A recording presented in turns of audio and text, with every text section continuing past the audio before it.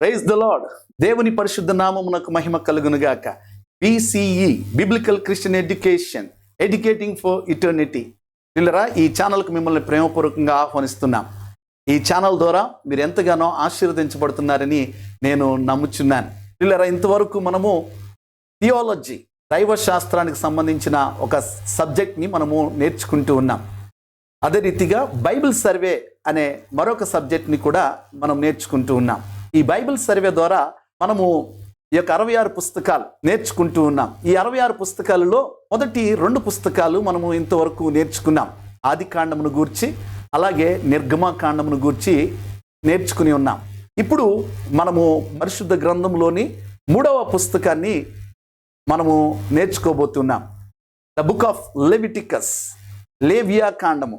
ఈ యొక్క పుస్తకాన్ని గురించి మనము ఈరోజు నేర్చుకుందాం. ఈ పుస్తకాన్ని గురించిన పరిచయాన్ని మనము గమనిస్తే, లేవియా కాండం బైబిల్లోని 3వ పుస్తకం. ఇది ప్రధానంగా యాజకులకు లేక లేవీయులకు ఇవ్వబడిన నియమాలు కానీ, లేకపోతే బలుల గురించి కానీ, వారి యొక్క పరిశుద్ధతను గురించి కానీ, లేక దేవుణ్ణి ఆరాధించే విధానాన్ని గురించి కానీ వివరిస్తూ ఉంది.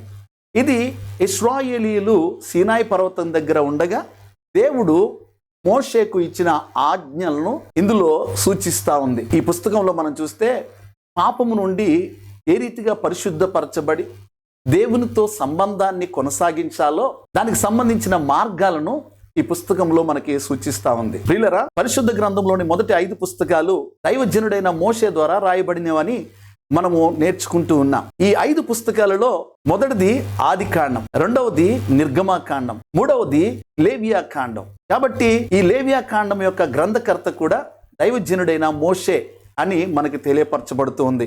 ఇది రాసిన కాలము గనక మనం గమనిస్తే క్రీస్తు పూర్వం 1450 నుండి 1400 సంవత్సరం మధ్యకాలంలో ఇది రాయబడినట్టుగా మనము చూస్తా ఉన్నాం. అలాగే ఈ పుస్తకంలోని అధ్యాయాల సంఖ్య మొత్తం 27. అలాగే వచనాల సంఖ్య మనం గమనిస్తే 859 వచనాలు. ముఖ్య అధ్యాయాలు ఈ పుస్తకంలో 2 అధ్యాయాలు ఉన్నాయి.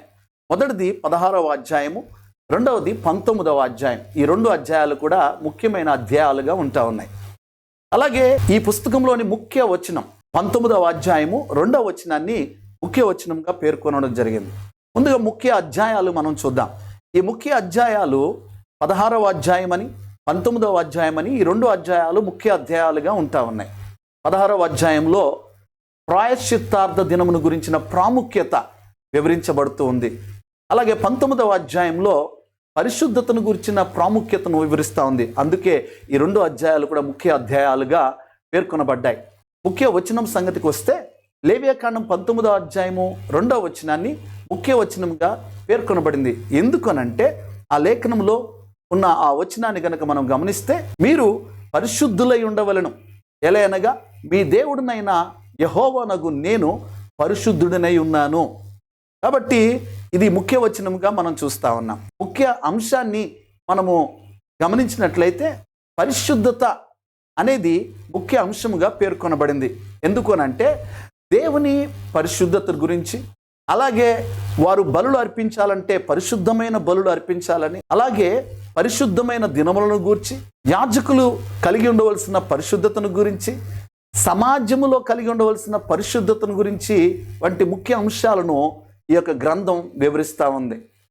అయితే పరిశుద్ధత అనే మాట ఈ యొక్క పుస్తకంలో 87 సార్లు ప్రస్తావించబడినట్టుగా మనం చూస్తూ ఉన్నాం. ముఖ్యంగా ఈ పుస్తకానికి మరొక పేరు ఉంది. ఆ పేరు ఏంటనంటే ద బుక్ ఆఫ్ హోలీనెస్. లేవియా కాండమే కానీ అయితే ద బుక్ ఆఫ్ హోలీనెస్ అని కూడా పిలుస్తారు. పరిశుద్ధత సూచించే గ్రంథం అని పిలుస్తారు. రెండవ ముఖ్య అంశానికి వస్తే, మొదటిది పరిశుద్ధత అనే పదాన్ని ముఖ్య అంశముగా మనం నేర్చుకున్నాం. అలాగే రెండవది ప్రాయశ్చిత్తం, అటోన్మెంట్. ప్రాయశ్చిత్తం అనే పదం కూడా ఈ పుస్తకంలో 45 సార్లు మనము గమనించవచ్చు. ఈ పుస్తకంలోని ముఖ్య వ్యక్తులు ఉన్నారు. వారెవరో మనం చూద్దాం. దైవజనుడైన మోషే, ప్రధాన యాజకుడైన అహరోను, అలాగే అహరోను యొక్క కుమారులు ఉన్నారు ఇక్కడ. నాదాబు, అబీహు, ఎలియాజరు, ఈతామారు. వీరందరూ కూడా ముఖ్యమైన వ్యక్తులుగా ఇందులో ఉన్నారు. ఆ తర్వాత ఈ గ్రంథము యొక్క ముఖ్య ఉద్దేశానికి మనం వస్తే, ముఖ్య ఉద్దేశంలో మనం చూస్తే దేవునితో సహవాసము కలిగి ఉండడం ద్వారా ఎలాగూ మనము పరిశుద్ధ జీవితాన్ని మనము జీవించగలమో దానిని తెలియపరచడానికి, అంతేకాకుండా మనం ఎప్పుడైతే పరిశుద్ధత మనము కలిగి ఉంటామో అప్పుడు మాత్రమే మనము దేవుని చేతిలో పాత్రలుగా ఉండి ఇతర దేశాలకు విమోచనను ప్రకటించగలుగుతామని తెలియచేయడానికి ఈ పుస్తకము రాయబడిన ప్రధాన ఉద్దేశముగా చెప్పబడుతోంది. ఈ పుస్తకంలోని సారాంశం గురించి మనం చూద్దాం. ఒక్కొక్క అధ్యాయం నుండి వాటి యొక్క సారాంశం ఏ రీతిగా తెలియపరచబడిందో మనం చూడబోతున్నాం. మొదటి అధ్యాయం మొదలుకొని 7వ అధ్యాయం వరకు మనం గమనిస్తే చెప్పబడుతున్న ఈ 7 అధ్యాయాలలో కూడా బలులు మరియు యాజక విధులు అనే వాటిని గురించి ఈ 7 అధ్యాయాలు కూడా చెప్పబడతా ఉన్నాయి. మొదటి అధ్యాయంలో దహన బలి గురించి, 2వ అధ్యాయంలో నైవేద్య బలి గురించి, 3వ అధ్యాయంలో సమాధాన బలి గురించి, 4వ అధ్యాయంలో పాప పరిహారార్థ బలిని గురించి, 5వ అధ్యాయం 1వ వచనం మొదలుకొని 6వ అధ్యాయం 7వ వచనం వరకు అపరాధ పరిహారార్థ బలి గురించి, అలాగే 6వ అధ్యాయము 8వ వచనం మొదలుకొని 7వ అధ్యాయం 38వ వచనం వరకు యాజకులు అర్పించవలసిన బలులు వాటి యొక్క నియమాల గురించి ఈ యొక్క 7 అధ్యాయాలు కూడా చాలా వివరంగా తెలియజేస్తున్నాయి. పిల్లరా, యూదులు వారు ప్రాముఖ్యంగా ఈ 5 బలులు అర్పిస్తూ ఉంటారు. వారికి ఈ 5 బలుల గురించిన ప్రాముఖ్యత చెప్పబడుతూ వచ్చింది. కాబట్టి ఈ యొక్క సారాంశము తర్వాత ఆ 5 బలుల గురించిన ప్రాముఖ్యత ఏంటో మనము చూడబోతున్నాం. అలాగే రెండవదిగా మనము గమనించినప్పుడు ఈ సారాంశంలో 8వ అధ్యాయం మొదలుకుని 10వ అధ్యాయం వరకు కూడా, ఈ సారాంశంలో 8వ అధ్యాయం మొదలుకుని 10వ అధ్యాయం వరకు కూడా యాజకుల అభిషేకం మరియు వారి పరిశుద్ధతను గురించిన నియమాలు ఈ యొక్క 8వ అధ్యాయం మొదలుకుని 10వ అధ్యాయం వరకు కూడా ఇవ్వబడుతూ ఉన్నాయి. అహరోను మరియు అతని కుమారులను అభిషేకించిన విధానం, అలాగే 9వ అధ్యాయంలో చూస్తే మొదటి బలులు వారు అర్పించినప్పుడు వారు దైవిక అగ్ని ఏ రీతిగా వారి మీదకి వచ్చిందో దాని గురించి 9వ అధ్యాయంలో వివరిస్తూ ఉంది. అలాగే నాదాబు మరియు అబీహు యొక్క పాపము, వారి మీదకి వచ్చిన శిక్షణ గురించి 10వ అధ్యాయంలో మనము చూడవచ్చు. ఆ తర్వాత 11వ అధ్యాయం మొదలుకుని 15వ అధ్యాయం వరకు అపవిత్రతను గురించి, అలాగే శుద్ధీకరణ గురించిన నియమాలు మనం చూడవచ్చు.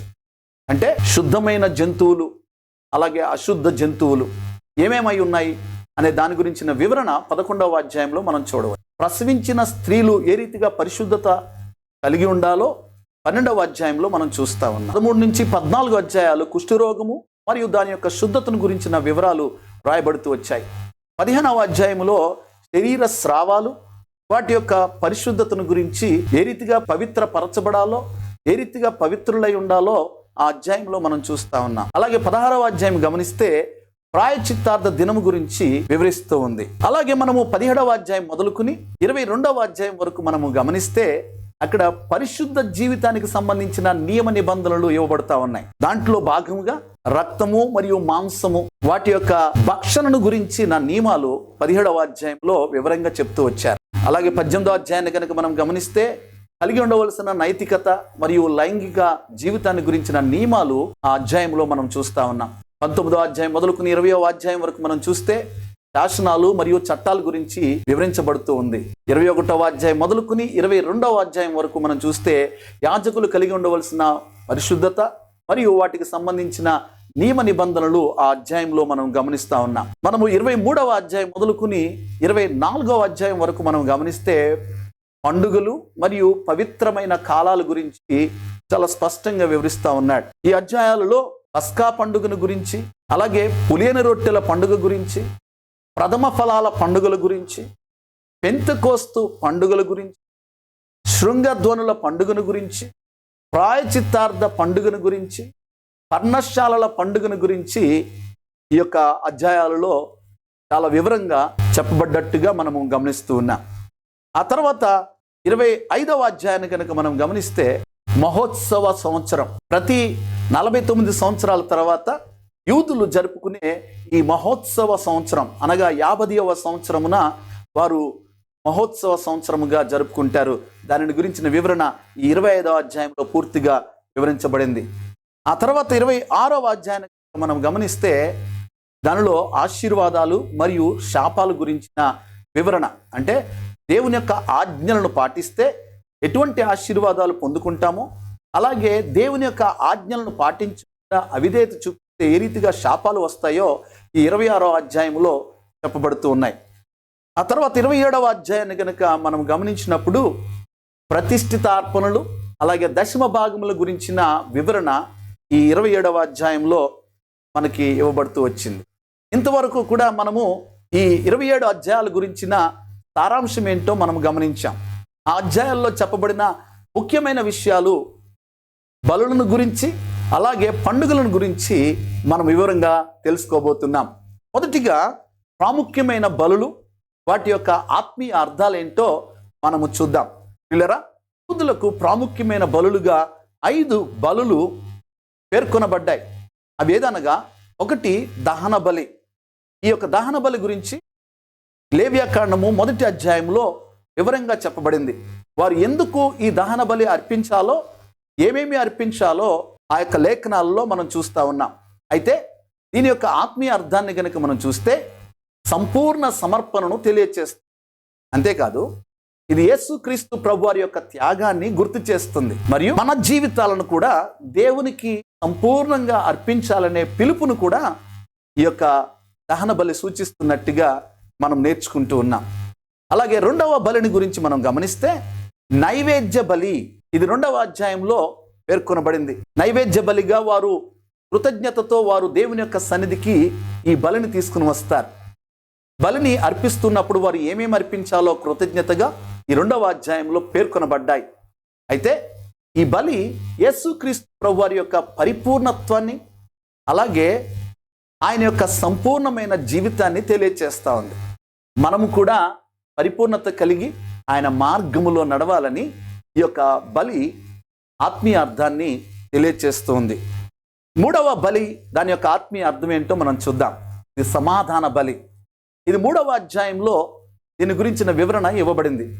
వారు దేవునికిని అలాగే మానవులకి మధ్య ఏ రీతిగా సమాధానం కలిగి ఉండాలో, దానికి సంబంధించిన బలులు ఏమి అర్పించాలో ఈ యొక్క లేఖనాలలో చెప్పబడ్డాయి.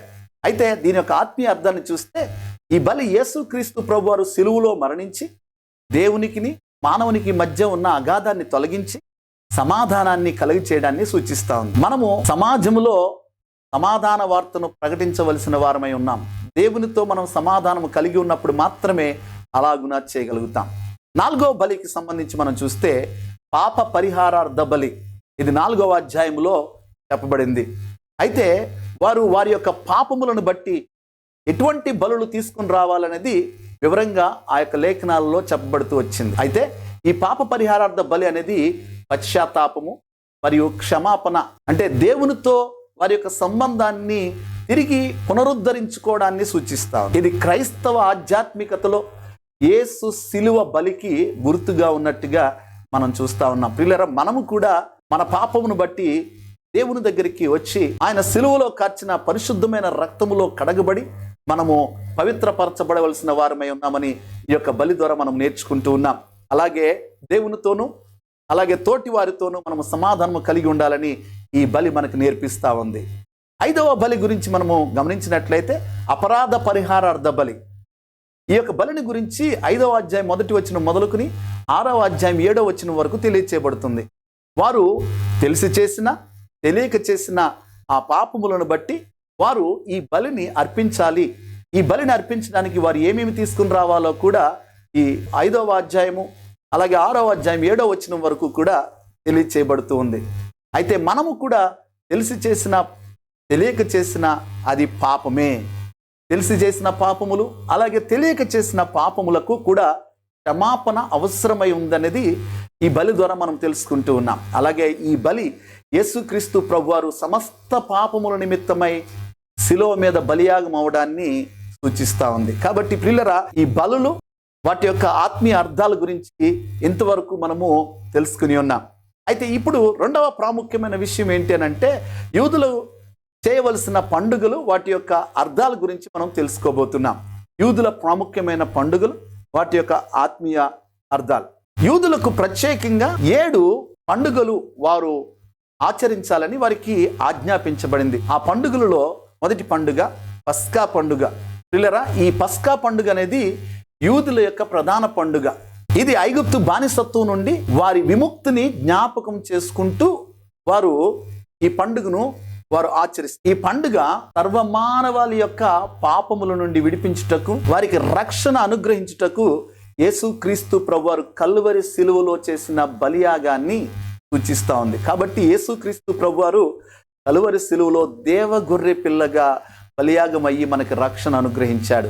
దీనినే మనము పస్కా పండుగ అని మనం పిలుస్తాము. వారు ఐగుప్తులో ఉన్నప్పుడు ఆ రీతిగా మరణ సంహారక దూత వారిని దాటి వెళ్ళడం వలన పస్కా పండుగను వారు ఆచరించారు. రెండవ పండుగను మనం గమనిస్తే పులియని రొట్టెల పండుగ, unleavened bread, the feast of unleavened bread. ఇది ఐగుప్తు దాస్యం నుండి ఇశ్రాయేలీల విమోచనను జ్ఞాపకం చేసుకోవడానికి జరుపుకునే రెండవ పండుగ. ఈ పండుగలో వారు 7 రోజుల పాటు పులియని రొట్టెలు తినాలి. ఈ పులియని రొట్టె దేనికి గుర్తుగా ఉందంటే జీవాహారమై ఉన్న యేసుక్రీస్తు ప్రభువారికి, అలాగే ఆయన యొక్క సత్యవాక్యమునకు సూచనగా ఉంది. యేసుక్రీస్తు ప్రభువారిలో ఉన్న మనము కల్తీ లేని, నిజాయితీ కలిగిన, యథార్థమైన జీవితాన్ని జీవించాలని మనకి బోధిస్తూ ఉంది. దీని యొక్క ఆత్మీయ అర్థాన్ని ఈ రీతిగా మనము నేర్చుకుంటూ ఉన్నాం. అలాగే మూడవ పండుగను గురించి మనం ఆలోచన చేస్తే ప్రథమ ఫలముల పండుగ, దీన్నే పంటల పండుగ అని కూడా పిలుస్తుంది. ఇది యూదులకు దేవుడు అనుగ్రహించిన పంట విషయంలో కృతజ్ఞత తెలియచేసే పండుగ. వారు ఈ కృతజ్ఞతలో వారు చేసేది ఏంటంటే వారికి పండిన ఆ పంటలో వారు కోసేటప్పుడు వారు పొలము యొక్క నలుమూలల కూడా వారు విడిచిపెట్టాలి. అది విధవరాండ్రికే కానివ్వండి, అలాగే బీదలకే కానివ్వండి, అదే రీతిగా పరదేశులకే కానివ్వండి, వారు ఈ యొక్క భాగములను వారు విడిచిపెట్టాలి. ఆ తర్వాత వారు ప్రథమ ఫలములను వారు దేవుని యొక్క మందిరములను తీసుకుని వచ్చి వారు కృతజ్ఞతగా అర్పిస్తారు. ఈ పండుగలో యూదులు దేవునికి తమ పంటలో మొదటి ఫలాలను అర్పిస్తారు. ఇది యేసుక్రీస్తు ప్రభువారి యొక్క పునరుత్థానాన్ని సూచిస్తూ ఉంది. మనకు క్రీస్తు అనుగ్రహించిన రక్షణను బట్టి కృతజ్ఞత కలిగిన జీవితాలను జీవిస్తూ విశ్వాసము, సమర్పణ కలిగి మనము ముందుకు కొనసాగాలని ఈ పండుగ ద్వారా మనము నేర్చుకుంటూ ఉన్నాం. 4వ పండుగను మనం గమనిస్తే పెంతెకోస్తు పండుగ. దీనినే వారముల పండుగ అని కూడా పిలుస్తారు. ఇది సీనాయి పర్వతం మీద దేవుడు మోషేకి ఇచ్చిన ధర్మశాస్త్రమును జ్ఞాపకం చేసుకుంటూ ఈ పండుగను వారు ఆచరిస్తారు. పునరుత్థానం తర్వాత 50వ రోజున మేడగదిలో 120 మంది మీదకి పరిశుద్ధాత్ముడు దిగి వచ్చి ఉన్నాడు కదా. పరిశుద్ధాత్ముడు అనుగ్రహించిన వరములను మరియు పరిశుద్ధాత్మ వరములు కలిగి పునరుత్థానం తర్వాత 50వ రోజున మేడగదిలో 120 మంది మీదకి పరిశుద్ధాత్ముడు దిగి వచ్చి ఉన్నాడు కదా. ఆ పెంతెకోస్తు పండుగ రోజునే పరిశుద్ధాత్ముడు దిగి వచ్చి ఉన్నాడు. అయితే పరిశుద్ధాత్ముడు అనుగ్రహించిన ఆ యొక్క వరములను కలిగి ఆత్మ నింపుదలతో మనము నడుచుకొనవలసిన వారమై ఉన్నాము. అలాగే 5వ పండుగగా మనం గమనిస్తే శృంగధ్వనుల పండుగ. దీనినే బూరల పండుగ అని కూడా పిలుస్తారు. ఇది యూదుల యొక్క నూతన సంవత్సరపు ఆరంభానికి గుర్తుగా ఉంది. వారు ఈ సంవత్సర ఆరంభాన్న వాళ్ళు చేసేది ఏంటంటే ఈ బూరలు ఊదడం ద్వారా వారు నూతన నడవడికను, అలాగే నూతనమైన జీవితాన్ని ఆరంభిస్తున్నట్టుగా ఒక ఆచారంగా ఈ యొక్క బూరలు ఊది వారి యొక్క నూతన సంవత్సరాన్ని వారు ప్రారంభిస్తారు. ఈ పండుగ ఇశ్రాయేలీయులు సీనాయి పర్వతం వద్ద దేవునితో ఒక ఒడంబడిక చేసుకున్న సంఘటనను జ్ఞాపకం చేస్తుంది. ఇది క్రైస్తవులైన వారు క్రీస్తులో నూతన జీవితాన్ని జీవిస్తూ ఆయన రాకడకు సిద్ధంగా ఉండాలని కూడా సూచిస్తూ ఉంది. ఆయన రాకడ సమీపంగా ఉందని, అలాగే మనము ఆ రాకడకు సంబంధించిన ఆ బూర శబ్దాన్ని మనం వినబోతున్నామని, దానికి మనం సిద్ధంగా ఉండాలని ఈ యొక్క పండుగ మనకి జ్ఞాపకం చేస్తూ ఉంది. 6వ పండుగగా మనం చూస్తే ప్రాయశ్చిత్తార్థ పండుగ. యూదుల యొక్క నూతన సంవత్సరపు రోజున ప్రారంభమవుతుంది. దీనిని వారు ఎంతో పరిశుద్ధంగా ఆచరిస్తారు. అయితే నూతన సంవత్సరం దినం మొదలుకొని 10 రోజుల పాటు వారు దేవుని ఎదుట పశ్చాత్తాపడుతూ వారి పాపములు ఒప్పుకుని పవిత్రపరచబడుతూ ఇతరులతో కూడా సమాధానపరచబడుతూ వారి యొక్క ఆత్మీయ జీవితాన్ని నూతన సంవత్సరంలో వారు ప్రారంభిస్తారు. అయితే ఈ రోజున మనము ప్రభు సన్నిధిలో పశ్చాత్తాపడడం, అలాగే మన పాపాలకు క్షమాపణ పొంది పరిశుద్ధతను కలిగి క్రీస్తు సమాధానాన్ని పొందుకుని ఇతరులతో సమాధానంగా జీవిస్తూ పరిశుద్ధతలో వర్ధిల్లాలని ఈ పండుగ మనకి జ్ఞాపకం చేస్తూ ఉంది. అలాగే చివరి పండుగ ఇది పర్ణశాలల పండుగ, దీనినే గుడారాల పండుగ అని కూడా పిలుస్తారు. ఈ పండుగను గురించి మన తెలుగు రాష్ట్రాల్లో ఎక్కువగా ప్రసిద్ధిగాంచినట్టుగా మనం చూస్తా ఉన్నాం. ఇది ఇశ్రాయేలీలు ఎందుకు జరుపుకుంటారంటే, వారు 40 సంవత్సరాల పాటు అరణ్యంలో వారు గుడారాల్లో నివసించారు. వాటిని జ్ఞాపకం చేసుకుంటూ ఈ పండుగను వారు చేసుకుంటారు. అయితే దీని యొక్క ఆత్మీయ అర్థం ఏంటంటే, మనం ఈ లోకంలో యాత్రికులమని, ఈ లోకం మనకి శాశ్వతమైన నివాసము కాదని, ఇది తాత్కాలికమైనదేనని, మన శాశ్వత నివాసము పరలోకములో ఉన్నదని, దాని కొరకు మనము నిరీక్షణతో వేచి జీవించాలని తెలియజేస్తాం. కాబట్టి ప్రియులరా, యూదులకు ఇవ్వబడిన ఈ యొక్క 7 పండుగలు అలాగే 5 బలులు చాలా ప్రాముఖ్యమైనవిగా ఎంచబడుతూ ఉంటారు. ఇప్పటికీ కూడా చాలా మంది యూదులు ఈ యొక్క పండుగలను వారు నిర్వర్తిస్తూ ఉంటారు. వాటి యొక్క ఆత్మీయ అర్థాన్ని మనము గ్రహించి, మనము క్రీస్తుతో ఏ రీతిగా మనము సహవాసము కలిగి ఉండాలో మనము ఈ పండుగల ద్వారా మనం నేర్చుకుంటూ ఉన్నాం. దేవునికి స్తోత్రం కలుగును గాక. ప్రియులరా, ఇంతవరకు కూడా మనము లేవియా కాండము, మోసే రాసిన ఈ 5 గ్రంథాలలో 3వ పుస్తకమైన లేవియా కాండము గురించి మనం ఇంతవరకు నేర్చుకున్నాం. కాబట్టి మీరందరూ కూడా ఎంతగానో ఆశీర్వదించబడుతున్నారని నేను నమ్ముచూ ఉన్నాను. ఇంకా ఎవరైతే ఈ యొక్క ఛానల్ను సబ్స్క్రైబ్ చేసుకోలేదో దయచేసి సబ్స్క్రైబ్ చేసుకోనండి.